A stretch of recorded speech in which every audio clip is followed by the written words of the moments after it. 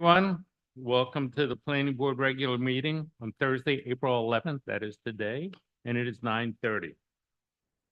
Please, everyone, silence your cell phones if you haven't done that already.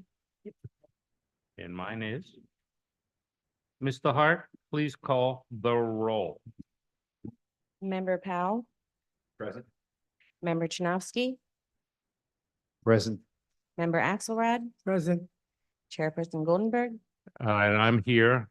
We are missing a few members and some are out of town. And I know that Ms. Rosen has an issue with her building and last minute was a no-show.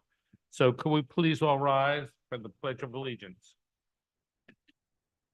Pledge allegiance to the flag of the United States of America, to the republic for which it stands, one nation, under God, indivisible, with liberty and justice for all.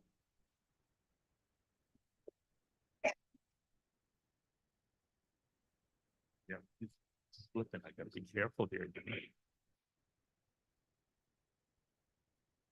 Is there a call to motion to accept the agenda as presented? So moved. Second. All in favor, say Aye. aye.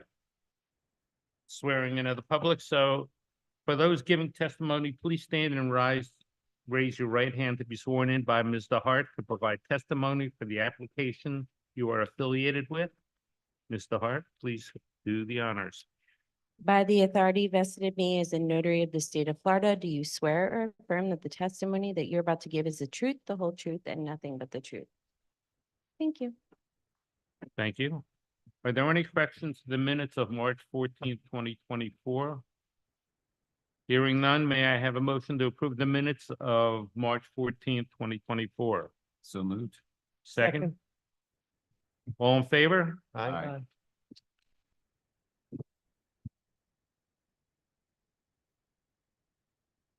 There is no unfinished business. And let's go to the new business. Development order application number 23-0015, Cameron Walsh. Application by William Thomas Unlimited Permit Services, Inc.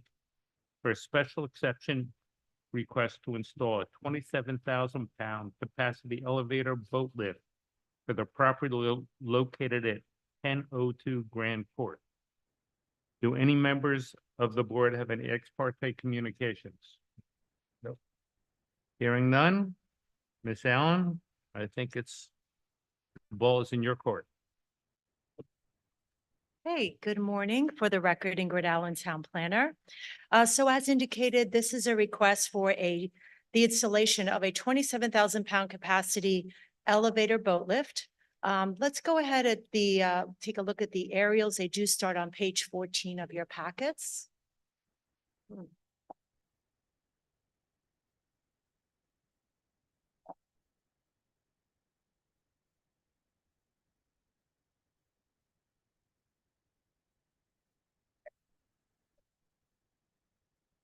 Okay, so here we have the aerial of the property. This is from January of 2024. I just wanted to show you that they did get a boat lift, or there was a boat lift previously here. I think the dot's working. Not working. Oh, well. You'll see the two remnants of a boat lift pilings. This is, again, the property, how it currently looks. And I also provided you a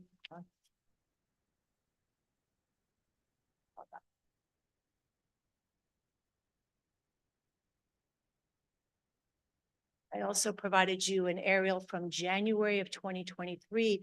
And here I put a little blue arrow. You can see the previous boat lift. Again, what's remaining of that previous boat lift is those two lift pilings. The applicant has provided an authorization from the Florida Department of Environmental Protection. I've gone ahead and provided that file number in your staff report on page 10. And on the FDP approval or authorization letter, it does indicate that a separate permit from Army Corps of Engineers is not required. Now, this property is zoned residential multifamily. So as the board may recall, if you're in a multifamily zoning district, you do not have a marine site setback. So that is the case for this particular property. Let's go ahead and look at the 11 by 17 plan sheets. That's why you really gotta do this. Yeah. There we go. Okay, so this is the existing site plan. Again, you could see those two little boat lift pilings. Hold this up. And here you have the proposed plan. The structure itself. Yeah, you could see it's from the property line encroaching into the canal 11 feet 9 inches. And here you have an overall plan view. Again, these are the 11 by 17 sheets that are in your packet. And here you have the top of the lift, which is the top of that mechanical equipment. It's at 6 feet 6 inches. And then the top of the superstructure of the boat when lifted is at 10 feet. So the applicant, or I should say the request, is consistent with the definition of boat lift, and that the lift is not higher than the superstructure of the boat when lifted. I've provided you that definition of boat lift on page 10 of your packets. Now, in the code, for mooring facilities, which includes a boat lift, there are certain provisions that apply. And again, I provided them on page 10. The mooring facility will not create a hazardous interference with navigation, endanger life or property, or deny the adjacent property owners or public reasonable visual access to the public waterway. And installation of such mooring facility shall not infringe upon standard navigational practices that are or may be used by the abutting property owners. So given the location of this particular lift, sort of a tight area of the canal, staff went ahead and brought in our marine expert. The town does have a professional services agreement with ATM for marine consulting services. And Dr. Michael Jenkins of ATM, he did provide a report, which is on page 16 of your packets. And Dr. Jenkins is also here today if you have any specific questions. I'll just add one more thing. We do have a regulation in our code that states that when you moor a boat, now keep in mind the code describes accessory marine facilities, boat lifts, docks as mooring facilities. So it says when you moor a boat, you can't extend beyond the property line as extended waterward. So you could see on the plans, they extend the property line into the water, and that boat, when lifted, is within the parameters of their lot. I'll be glad to address any questions. We also have the authorized agent for the project here. So again, glad to answer any questions. For the setback, Ingrid, Ms. Al, Yes. it shows that it's just at the property line, but because it's multifamily, then the setback doesn't apply at all. Well, keep in mind, the setback is from the structure, right? It's not from where the boat, right? So if you look at the proposed sheet, the proposed see site that. plan, yeah, you'll see that the structure itself is set back from the north property line at 11 feet 2 inches, and then from the south 19 feet 5 inches. But right, when the boat is lifted, the width or the length of the boat is within the property line. Yeah. Okay, and the other question I have is, any other, were there any comments from any of the other people in their The community? community. I did not receive any public comment from any residents. I don't believe the town clerk has either. Yeah. And the other thing I'd like to request is I'd like to have Dr. Jenkins come up for a moment.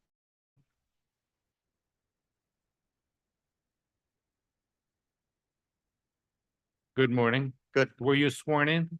I was not sworn in. Would you please raise your right hand? By Thank you. the authority vested in me as a notary of the state of Florida, do you swear or affirm that the testimony that you're about to give is the truth, the whole truth, and nothing but the truth? Yes, I do. And for the record, it's Dr. Mike Jenkins, Senior Principal of Applied Technology and Management. Thank you, Doctor, for being here. The question I have, being an ex-boater, and there are a few of us here, the turning radius for this boat in this canal, what is your concerns about that, or are there none? There are concerns, but they are inherent to the fact that this is a dead end of a canal. So the turning radius you need to use is out in the canal. So you have to go in straight or back out. You can't, there really is no turning radius in the immediate area of the lift. That is really defined by the width of the canal. However, if you just go to the corner of the canal, there is the turning radius. So it does require, some captain skill, but that's inherent to the width of the canal, for getting any boat into that area. Thank you. Do any other members have any questions of the staff? Just when Go ahead, David. I guess when I look at the illustration of the proposed boat, it appears that it just barely fits within the lot lines. Is that Correct. This is the functional limit of what would be allowed under town code. Correct. okay? And I think to Eric's point, so it's approximately a 44, 45 foot boat with the engines. Correct. Yeah, it is at the limit of what you could. And I'm seeing here 86 feet from seawall to seawall is the width of the canal, right? Right. And it obviously the structure that it sits on extends 12 feet plus 5 feet, 17 feet. I don't know what the boats on the other side do. And so I guess it's a concern that it's very tight. It is tight, but it has also been historically tight. I would note there was a previously approved lift in this exact area. Okay, The old lift was a more traditional lift with piles that already stuck out, and those piles were in the waterway Yeah. farther out. sure. They're putting in an elevator lift, which is, carries that, more landward as opposed to what was there. As part of their placing of this lift, they were going to, if they haven't already, remove those piles. So yes, it is a tight fit. Yes, that, it does require safe navigation and all of those things, but it is slightly better than the existing conditions pre-lift. Sure. Again, if I were to design a marina, I would have more fairways, but this is a pre-existing condition, and therefore it is a concern, but it's a tight fit for all of the vessels, because it's just the end of the canal and it's just very tight. Are there any other questions from the board? One question, of course, in the illustrative purpose, it said boat may change. Now, what happens if he decides he wants to get a 60-foot boat? Town code requires that any boat dimensions be within the lot lines. Okay. So if he's outside of the lot lines, then there's an issue. Sure. But he can go to, because this, on the lift, the setbacks, there are no setbacks because it's multifamily. There are no setbacks on a boat moored next to, but the boat cannot extend beyond your property line for any property. So if he got a 100-footer, he would be in violation of that. Thank you, Doctor. You're welcome. Does the applicant want to make any presentation at all? Have you been sworn in, sir? Yes, sir. And identify yourself, please. William Thomas, Unlimited Permit Services, 902 Northeast First Street, Pompano Beach, Florida. I would just like to commend the doctor. He said everything that I might have been able to say, but probably better. So I'm here to answer any questions if you like. None from the board at this point. Any other public comments from anyone? All right, at this point, the public hearing is now closed. Is there a motion to approve, a motion to approve with conditions, a motion to deny the request? Is there a Motion to motion? approve. Second, Do we need a roll call? Member Axelrod, Approve, yes. Member Powell, yes. Member Chinovsky, Yes. Chairperson Goldenberg. Yes. Thank you. Thank you, everyone. That was approved. Let's move on further. Development order application number 24-0002, Patty and Alan Mazarek. Application by Lawrence Frankel Homes for a major modification to an existing building as provided in section 30 39 of the Town Code of Ordinances, including but not limited to additional square footage and changes to the exterior facade and the roof line for the property located at 3515 South Ocean Boulevard. Do any members of this board have any ex parte communications? Hearing none, let's move on. At this time, Ms. Allen, again, the stage is yours. Okay. All right, we'll start off with the aerials. These are on page 66 of your packets. Here we have the front of the existing home, and this is the rear of the existing home. According to the Palm Beach County property appraiser, this house was built in 1996, and the request is for a major modification to an existing family home.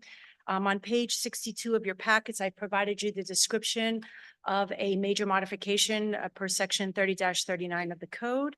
And I've also provided you a list of the major modification that is before you today, which includes an additional square footage under air conditioning totaling 347 square feet.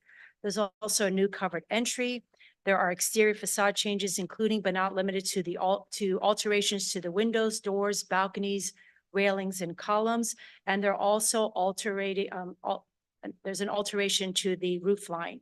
The applicant has indicated that all the existing landscaping currently on the property, as well as any landscaping on FDOT's right-of-way, will remain the same. There's no landscape plan, nothing is being changed when it comes to the landscaping.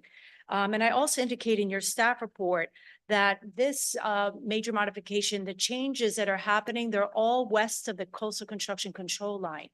So there is some correspondence in your packet starting on page 69. The applicant did reach out to FDP just to, verify that they wouldn't trigger a permit. And again, because that major mod construction is west of that line, they don't trigger the permit. So this request, basically, if the applicant or the board does provide an approval, the applicant will be required to commence construction within 2 years of the date of approval of the planning board. We do have the applicant here in case you have any specific questions for him, and I'm glad to answer any questions that you might have. Let's just go through the plan sheets real quick. Here's the survey of the property. Again, here you have the site plan. I've highlighted right here at the bottom of the things, but the bottom, I put a little yellow circle which shows where the addition is taking place, right at the bottom there, towards the middle left in the front of the house. And here you could see a little bit better. I've highlighted in yellow. This is the first floor. This is the additional square footage on the first floor, highlighted in yellow, as well as that new entryway. And then here you have the second floor. Again, the area highlighted is new under AC. And here you have the roof plan. Here you have the elevations. So the top left is the proposed elevation, how it will look.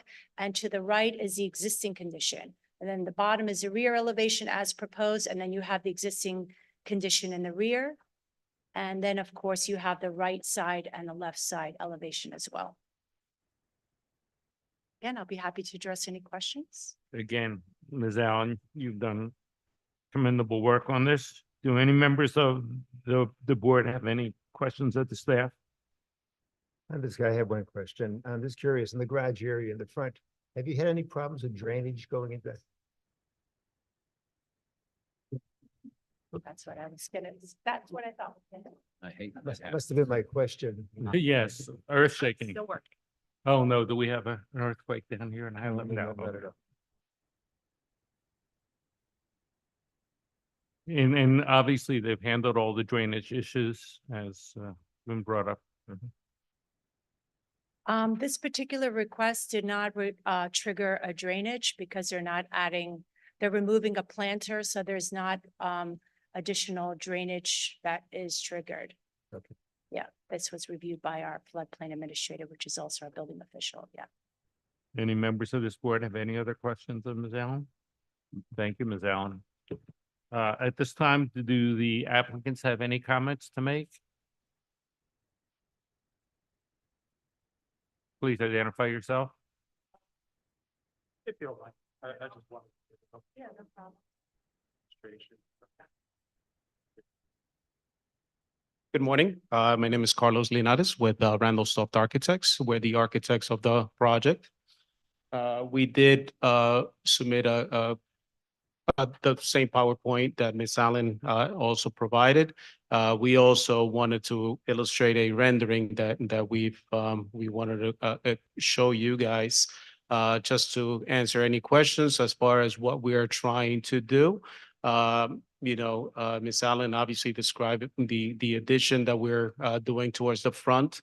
The roof line that is being introduced. So we're introducing a pitched roof with flat roof tile. Obviously, all these things have enhanced the architecture of the property. The roof line is being introduced on the front end as well as the rear of the home. There is some existing flat roof that will remain in the center, which is not visible either from the front or from the rear of the home. So we've decided to keep all of that as is. Window proportions have been looked into because of there are some interior modifications. There are some windows that have changed on the side of the home as well. The rear of the home basically is just being updated, window proportions, muttons, a little bit more traditional architecture. The base is going to have a stone base, which is all existing stairway that we're not touching that at all. Garage is not being touched. We're going to replace the garage door, obviously, in order for it to complement the rest of the home. Like I said, Ms. Ingrid pretty much mentioned everything that we're doing, and we're here to answer any questions on the design. Any members of the board have questions? I have one on lighting for the beach side. You're aware that of the need because of the turtle season to keep the lights, as we talked about that a while back about lighting, and they're nodding as they understand what the need is. Yes, so our drawings indicate that the lighting will remain. All right. Any other questions? Any members of the community have anything, any comment? And at this time, the public hearing is now closed. I'm going to call for a vote. Do we have a motion to approve with conditions, or to deny the request? Motion, please. Motion to approve. Let's call for the roll. Member Chinovsky, Yes. Member Axelrod, Yes. Member Powell, Yes. Chairperson Goldenberg. Yes, Thank you. motion is approved. And that's just an example. Please, everybody, that once you're prepared and you present everything you need to, it goes very easy. Thank you all for your cooperation. Let's move to announcements. April 16th, 2024, at 1:30 p.m. The Town Commission meeting. May 7th, 2024, at 1:30 p.m. Town Commission meeting. And May 9th, 2024, at 9:30 a.m. We will meet again here. At this point, I'll take a motion for adjournment. Was somebody want to make that motion? He said so moved. Second. All in favor? Aye. Aye, aye.